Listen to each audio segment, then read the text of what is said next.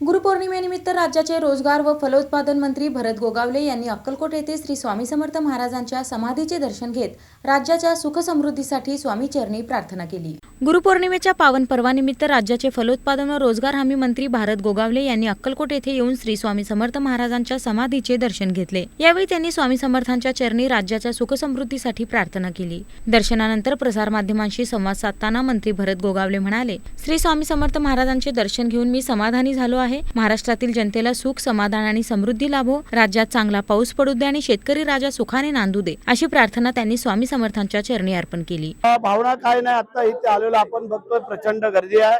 आज गुरु पौर्णिमा संपूर्ण देशभर सुरू आहे आणि स्वामी समर्थांच्या इथे आता आम्ही भोजन कक्षामध्ये इथे आहोत आणि इथून आता आम्ही मंदिरात जाऊन महाप्रसाद दाखवून आता इथे आलेलो। आता आम्ही आमचे अमोलराजे भोसले यांचे जे काय क्रीडांगणाचं जे काय उद्घाटन आहे क्रिकेट अकादमीचं, तर त्याचं आम्ही जाऊन आता उद्घाटन करणार आहोत। सर्वच मान्यवर मंडळी इथले स्थानिक आमदार आहेत, आमच्याबरोबर आले तिकडे चिपळूणचे आमदार आहेत, आमचे चंदगडचे आमदार आहेत आणि काही स्थानिक मंडळी आहेत, इथले नगर अध्यक्ष आहेत।